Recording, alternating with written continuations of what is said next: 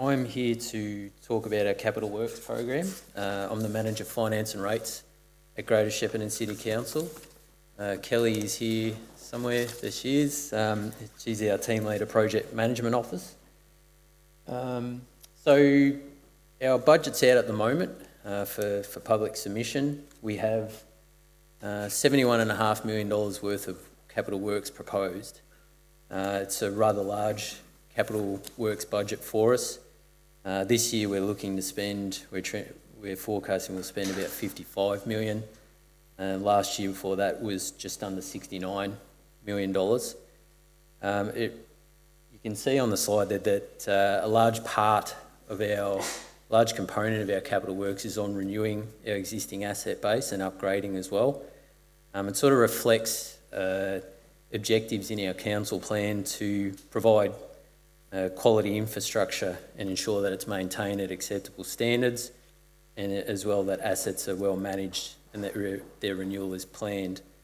Our annual depreciation expense is around $35 million, so you can see our renewal is quite comparative to that. On the funding side of things, we do rely heavily on grants and contributions. Through COVID, that's expedited a lot of federal and state grants, and that's brought forward a lot of capital works that we had. So we're sort of rushing to try and match the works with those grants. I mean, at the same time, we're aware that $71.5 million in the local economy is quite good, as it's the same as the federal and state governments. They understand the benefits. So our ability to get that work package and get it out is obviously very important. Also, what's underlying in our capital works and sort of the plan into the future too is Council's target for 2030 zero carbon emissions, and what that'll mean for not only council operations but assets within the municipality. In summarising what makes up that capital works budget, obviously the infrastructure side of things is quite a big component. We're responsible for around $1.2 billion worth of assets.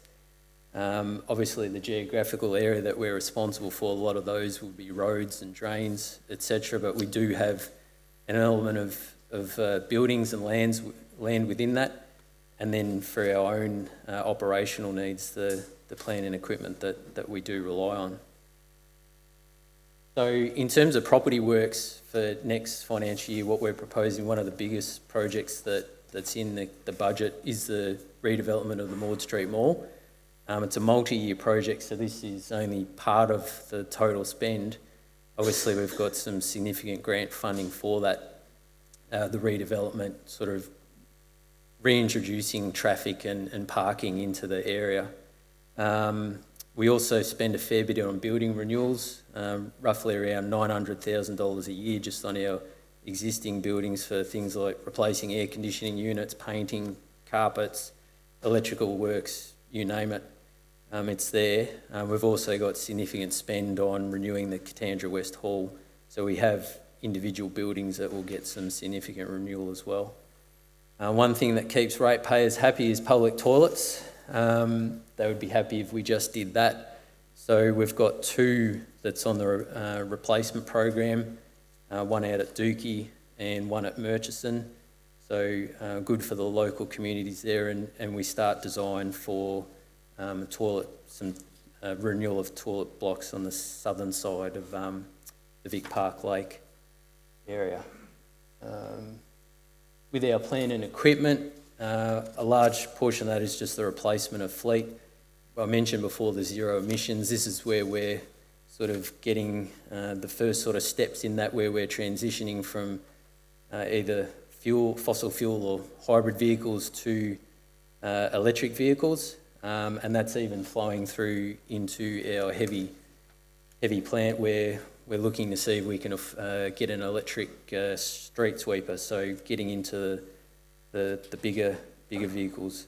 And then obviously a performing arts area, looking for various lighting and other equipment. Into the biggest area, which is the infrastructure. Obviously roads for us is quite a big expenditure. We get a lot of grant funding for that, so a lot of renewal. I'll break that down on another slide. Footpaths and cycleways, we spend a fair bit there too. Bridge renewal, big focus on recreational and leisure facilities. That's important to council as part of our council plan about getting the community active. Waste management, Cosgrove landfill is a landfill of state importance and it's significant to the region. So we've got money there to cap the old landfill Cosgrove 2 cell 4, it's finished, and we've got money to construct for Cosgrove 3 the next cell 3, because cell 1's filled up quicker than we were anticipating. There's a lot of demand there. Just back on the roads, as I mentioned, I'll go through it in more detail, but what we're seeing there is the influence of the super school and the demand that will be on local intersections and works that will be needed there. And as well, that's where we get a lot of grants and government stimulus, like the Local Roads Community Infrastructure Program, which is also funding a few intersections. So that's just a bit of a breakdown of some of our road projects. Knight and Horden Street is obviously related to the super school, and that covers a number of jobs. Then we have a few renewal programs where, while I don't go into detail, there's quite a number of roads that form that, whether it's the sealed or unsealed roads, asphalt renewal. Also, we get federal funding, Roads to Recovery, and that covers a lot of various roads. And then Wheeler Street, New Dookie Road is an example of that local road community infrastructure funding that I mentioned before. Some of the other proposed works that we have within the budget, Vibrant Reserve Stage 3 extension, so that's another job that's got a large amount of government funding, and it's part of our recreational and leisure facilities. Watt Road Bridge renewal works, so Watt Road's obviously a significant bridge for the municipality. It's seen as a second river crossing over to Mooroopna. That's just to try and maintain its life at the moment, but that's what we're fully aware that it's reaching the end of its life. We do have money to start investigating the replacement of that bridge sometime in the future, but it's a significant renewal amount that we need to spend at the moment, similar to what we recently spent on Toolamba Bridge. There's money for Vic Park Lake and some upgrades there with lighting and power. And as well, there's a focus we have on a lot of shared path walking tracks around the municipality, River Road West to Sanctuary Drive, so just out here, there's a fair allocation for that as well.